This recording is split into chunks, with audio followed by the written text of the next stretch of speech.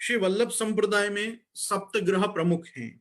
श्री गुसाई जी ने अपने सातों पुत्रों को यहाँ सप्तनिधि स्वरूपों को पधराकर सप्त ग्रहों की प्रतिष्ठापना की। प्रभु श्री विठलनाथ जी को आपने अपने द्वितीय पुत्र श्री गोविंद राय जी के यहाँ पधराकर द्वितीय ग्रह को संस्थापित किया। यहाँ पे एक प्रासंगिक है यासु में ये बात कहना चाहूंगा। आज क्या हो रहा है, हरिराय महाप्रभु को महात्म्य कैसा है। देखो, मैं बहुत प्रयास कर रहा हूँ कि आज हिंदी में राष्ट्र भाषा में बोलूं, पर बार बार आपकी कृपा से ब्रजभाषा ही आज स्फुरित हो रही है। तो जब तक अपन साधन दीपिका पे नहीं आएंगे, मुझको नहीं लगे मैं राष्ट्र भाषा में आज कछु बोल पाऊंगा, तो मैं ब्रजभाषा में ही एक वस्तु समझाना चाहूं कि अपने आए ना बहुत समय एक विवाद चले हो कि जो घर हैं वो ठाकुर जी सु हैं कि बालक सु हैं। अब आधे लोग कहें कि नहीं बालक सु घर है, आधे लोग कहें ठाकुर जी सु घर है। अब मैं आपको यह चीज को एक छोटा सा खुलासा देना चाहूं कि प्राचीन जब प्रणालिकान को देखोगे ना, वचनामृत, इतिहास, वार्ता, ये सब छोड़ दो। सबसे बड़ी वस्तु क्या है कि ये पुष्टि मार्ग जो है वो सेवा मार्ग है। और सेवा मार्ग की जो सगरी रीति है ना, वो भावना ग्रंथन में अर्थात प्रणालिकान में दी गई है। आप सब सुन रहे हो ना मैं क्या कह रहा हूं। अब बा ग्रंथ में स्पष्ट उल्लेख मिले है श्री नवनीत प्रिया जी के घर की रीत, श्री मथुरानाथ जी के घर की रीत, श्री विठलनाथ जी के घर की रीत, श्री द्वारकानाथ जी के घर की रीत। अब मेरे आपसे पूछूं कैसे सातों घरन में श्री गोकुल चंद्रमा जी के घर की रीत, तो घर कौन को भयो, गोकुल चंद्रमा जी को भयो कि रघुनाथ जी को भयो। तत्व दृष्टि से देखोगे ना तो अपन आत्मनिवेदन के समय हर वस्तु प्रभु को समर्पित कर चुके हैं कायदेसर। जो वस्तु है वहां में प्रथम भोक्तृत्व, प्रत्येक वस्तु, प्रत्येक पदार्थ और अपनी प्रत्येक वस्तु जाको अपन यूं कहें ये मेरी, वहां में ठाकुर जी को तो प्रथम अस्तित्व स्वतः सिद्ध है ब्रह्म संबंध के बाद। या कारण सु अपन एक मर्यादा है कि अपन लोग ठाकुर जी के घर में नहीं रहे, ठाकुर जी अपने घर में रहे। पर घर कौन को, तो घर कौन को जब प्रश्न होएगा ना तो यही कहलाएगा कि मथुरानाथ जी के घर की रीत, वो मथुरानाथ जी को घर है। मथुरानाथ जी को भी मंदिर में नहीं रहना है, अपने घर में रहना है। नवनीत प्रिया जी को भी श्री गुसाई जी के घर में रहना है। रही वो मैं विठल के घर भावे, तो घर भले विठल को, अपन वो घर कौन को बना के रह रहे हो है। सहधर्मिता जो ब्रह्म की है ना वो अपने साथ है। श्रीनाथ जी में जागरण नहीं हुआ है देव प्रबोधनी पे। श्रीनाथ जी में जागरण क्यों नहीं हुए देव प्रबोधनी में। अब श्रीनाथ जी कहां पर्वत पे विराज रहे। अब तो आप मेवाड़ में अपने सिंघाड़ प्रदेश में अपने नाथद्वारा धाम में विराज रहे, तो भी नहीं पर्वत पे आप नहीं जगते। पर्वत मंगल हो जाते, शयन होके वहां पे सेवक टहलुआ प्रचारक सब नीचे उतर जाते पर्वत सु। दूसरे दिन सुबह श्री गिरधर जी के उत्सव पे ही मंगला होते। तो वही प्रकार से अद्यावधि श्रीनाथ जी में प्रबोधनी के दिन जागरण नहीं हुए, नवनीत प्रिया जी में होवे। नवनीत प्रिया जी में क्यों जागरण होवे, क्योंकि श्री गुसाई जी जब आप जागरण करते देव प्रबोधनी के दिन तो श्री नवनीत प्रिया जी भी साथ में विराजते। 4 समय भोग आते, 4 समय की आरती होती शंख चक्र गदा पद्म की। देव उत्थापन के बाद देव जागरण के दिन सबको एकादशी जागरण करना चाहिए, तो श्री गुसाई जी को पूरा घर जागतो, तो श्री नवनीत प्रिया जी भी जागते। नवनीत प्रिया जी जागते तो सातों स्वरूप भी जागते। तो गोकुल में जागरण हो तो करके अद्यावधि श्री नवनीत प्रिया जी जागे हैं और श्रीनाथ जी पौड़ जाए। क्यों, ठाकुर जी की एक अपने साथ रहते रहते रहते रहते एक सहज सहधर्मिता है कि ठाकुर जी वाकू भी अपनो ही घर मान के रह रहे हो है। ठाकुर जी ऐसा नहीं मान रहे कि वो तेरे घर में रह रहे हो, पहले तो तू वाको दास है, तो तेरे दास के घर में भी अगर ठाकुर जी विराजेंगे तो दास के माथे विराज रहे हैं, पर ठाकुर जी तो अपने घर में विराज रहे हैं, ये भावना रख रहे हैं। क्योंकि तुम अपने घर को और अपने सेवा के स्थान को खुद नंदालय कह रहे हो कि वो मेरा नंदालय है, वो मेरे ठाकुर जी को सदन है, वो मेरे ठाकुर जी को भवन है जहां में ठाकुर जी मेरे विराज रहे हैं। तो तुम्हारा ठाकुर जी तुम्हारे घर में रहते हो, वह भी खुद के बाप के घर में ही रह रहे हो है, तो वो खुद नंदालय में निवास करे है ना। या सो वो वाको भी घर बने, वाके घर की भी एक रीत बने, वाके घर की एक प्रणालिका बने, जैसे अपने अपने इंडिविजुअल घर की सिस्टम हुए। आज अपन लोग क्योंकि फ्लैट की संस्कृति में आ गए, सो आपने सारे संस्कार और कल्चर और ट्रेडिशंस फ्लैट हो गए। बाकी जो लोग परंपरा के घर लेके बैठे रहते, ज्वाइंट फैमिली में रहते रहते, उनको जाके पूछो कि कैसे एक अपने अपने घरन की संस्कृति आती, हर व्यक्ति की एक सीजन आती पापड़ डालवे की, हर व्यक्ति की सीजन आती अचार डालवे की, हर व्यक्ति की सीजन आती कि वड़ी पापड़ बिछाते, सुखाते, बनाते, सबके सब साथ में बैठ के कार्य करते, विवाह आदि की रसोई बड़े बड़े प्रसंग की घर भर मिल के करते, केटरिंग वाले को कॉन्ट्रैक्ट नहीं देते, क्योंकि परिवार के रिश्तेदारन को ही बुलाते, आखे गांव को बुला के अपने द्रव्य को अन्यथा प्रदर्शन नहीं करते। तो वह कारण एक नाती जाति के हाथ को ही खाते, 10 जन के हाथ को खाते नहीं, और अगर खुद नहीं बना सके तो अपने से उच्च जाति के बामनन को बुला के, बामिनी को बुला के रसोई कराते, इतर जाति के हाथ को भ्रष्ट भोजन नहीं करते। तो वह कारण सु पुराने घरन में, पुराने संस्कार संस्कृति में और संयुक्त परिवार की व्यवस्था में जो लोग बड़े भय हैं, वो लोग जा वस्तु को समझ पाएंगे ना, वो भावना को और वो घर की सनातन धर्म की आर्य संस्कृति के दैनंदिन जीवन की व्यवस्था को फ्लैटस्थ वैष्णव में आज के समय में नहीं समझ पाएंगे। क्यों? तुम्हारे बच्चा इकल खोरे बड़े भय, तुम्हारे बच्चा को कोई चीज बांटनी नहीं आई, तुम्हारे बच्चा को कोई चीज शेयर करनी नहीं आई, तुमने खुद अपने बच्चा को इंडिविजुअल बड़े होते ही एक रूम दे दिए। पहले कहां आती है सब व्यवस्था? पहले तो 3-3 4-4 कपल एक साथ एक बड़े हॉल में सो जाते, और तो भी 10-10 बच्चा कर लेते। ये तो बड़ा एक कृपा है मां ठाकुर जी और महाप्रभु जी की, कैसे हो जाते वासम। आज सबन के इंडिविजुअल रूम है तो भी सब आईवीएफ सेंटर में घूम रही है। तो मेरे को बड़ो दुर्भाग्य लगे समाज को कि इतना सब व्यवस्था होते हुए बच्चा ही नहीं हुए कोई।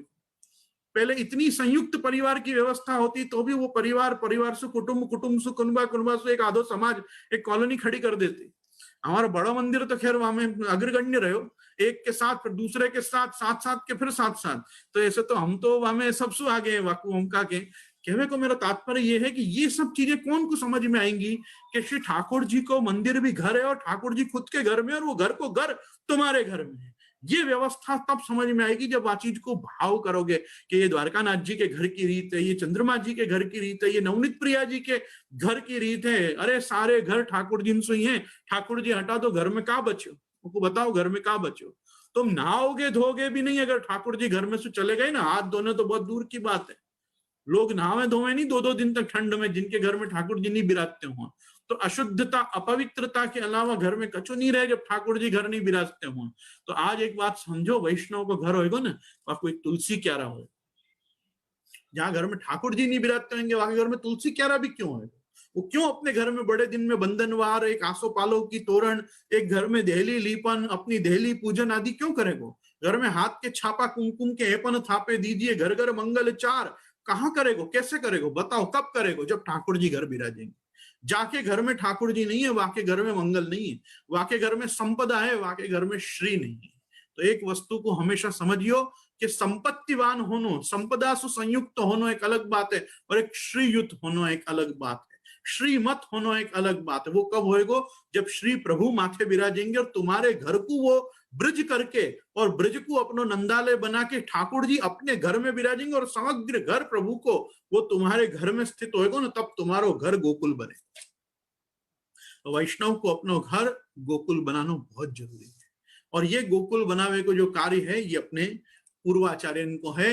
ये विठल नाथ जी को घर है कि जहाँ विठल नाथ जी के घर में श्री गोविंद राय जी आप विराज रहे हैं, और उनके पुत्र कल्याण राय जी के पुत्र श्री हरिराय महाप्रभु हैं। कहवे को मेरा तात्पर्य, घर तो ठाकुर जी से ही हैं।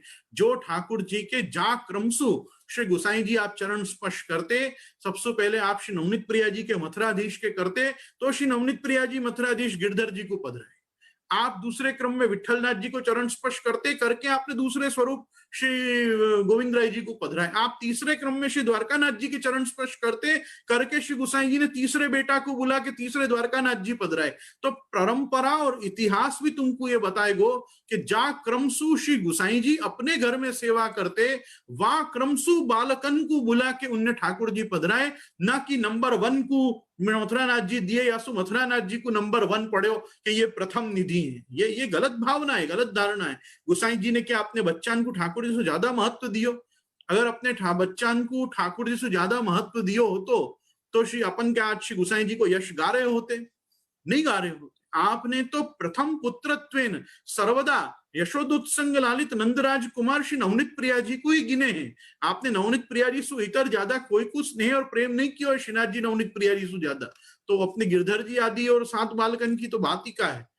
वार्ता में वचनामृतन में तो यहां तक आवे कि बहुत महीनान तक परदेश करके पधारे, तो आप गिरधर जी के बच्चान के साथ खेलते अपने सबसे छोटे पुत्र अर्थात बड़े बहूजी श्री रुक्मिणी जी के सबसे छोटे पुत्र यदुनाथ जी को खेलते देखे। तो जब खेलते देखे तो गिरधर जी के बहूजी के बच्चाएं और यदुनाथ जी आप स्वयं, उनमें यदुनाथ जी को ज्यादा मोटे ताजे और अच्छे देखे। तो पूछो कि ये कौन के बालक हैं? तो वहां उपस्थित सब जनाना बहुजिन ने बताया कि काका जी ये आपके ही सबसे छोटे पुत्र हैं बड़े अम्मा के। तो उन्होंने कही कि अरे इनको इतना ध्यान रखो जाए है कि तुम्हारे बच्चा है दुबले पतले और मेरो बच्चा इतना मोटो ताजो। तो उनने कही कि भाई आपके आत्मज हैं तो उनको तो ध्यान रखना ही पड़े। तो गिरधर जी की बहू जी को बुला के आशीर्वाद दिए कि तुम्हारे वंश में कभी भी निर्वंश नहीं होएगो, तुमने मेरे बच्चा को इतना ध्यान रख के बड़ो कियो तो तुमको मैं विशेष आशीर्वाद दूं करके भामिनी बहू जी को, श्री गिरधर जी के बहू जी को आपने विशिष्ट आशीर्वाद दिए।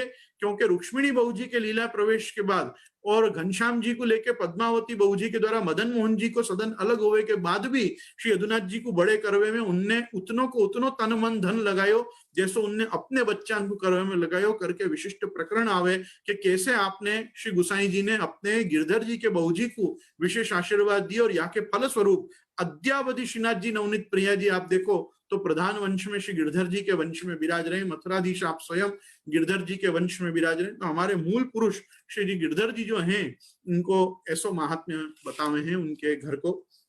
यहाँ पे मेरा ये पूरा प्रकरण कहने को तात्पर्य यही तो कि जितनो घर वल्लभ कुल सु होवे है, जितनो घर आचार्य सु मानो गयो है, अपने यहाँ कहीं भी न्यूनता हमें ठाकुर जी में नहीं करी गई है। ठाकुर जी की भी स्वतंत्र रीत भात जो है वो गिरधर जी के घर की रीत, के गोविंद राय जी के घर की रीत, के बालकृष्ण जी के घर की रीत नहीं है। वो श्री द्वारकानाथ जी के घर की रीत है, वो गोकुलनाथ जी के घर की रीत है, वो गोकुल चंद्रमा जी के घर की रीत है। तो ठाकुर जी की ही जो प्रधानता है वो पुष्टि संप्रदाय में सर्वाधिक श्रीमद आचार्य चरण ने रखी है। हम कोई संत महंत मठाधीश्वर पीठाधीश्वर लोग थोड़ी हैं कि जहाँ पे आचार्य की प्रधानता हो। हम लोग वो समुदाय हैं कि जहाँ आचार्य गौण है और ठाकुर जी मुख्य हैं। क्योंकि महाप्रभु जी ने अपन को यह आज्ञा नहीं करी कि मेरी सेवा करते रहियो, कृष्ण सेवा सदा कार्य सर्वदा सर्वभावेन भजनीयो ब्रजाधिप, हर वस्तु में न लौकिक प्रभुवत कृष्ण न द्रष्टव्यो कदाचन, न लौकिक प्रभु कृष्णो मनुते नैव लौकिकम। अपने ठाकुर जी को लौकिक मत जानियो, लौकिक दृष्टि से अपने ठाकुर जी को मत देखियो। महाप्रभु जी क्यों ऐसी आज्ञा कर रहे हैं? भगवान ने स्वयं वसुदेव जी देवकी जी को आज्ञा करी है, युवा माम ब्रह्म भावे न पुत्र भावे न चासकृत, तुम मेरे में ब्रह्म भाव भी रखो और पुत्र भाव भी रखो। तो जो ब्रह्म भाव और पुत्र भाव अपने को वसुदेव देवकी जी के को भगवान के उपदेश से अपने को ध्वनित होवे ना, वही अपने घर में भी अपन को रखवे कहो है कि युवा माम ब्रह्म भावे न, ब्रह्म भाव सु ऐसो जानो कि ये ब्रह्म तुम्हारे घर में नहीं विराज रहो, ये खुद के घर में विराज रहो है। और पुत्र भावे न चाह सकत, और जब पुत्र भाव में आप प्रभु को देखो तो ऐसे जानो कि ये ठाकुर जी जो हैं ये मेरे भी पुत्र रूप हैं, मेरे पुत्र जैसे हैं, तो ये मेरे घर में विराज रहे हैं। तो आपके घर में ठाकुर जी को घर है और ठाकुर जी खुद के घर में हैं, ये पुष्टि को एक सिद्धांत बने हैं।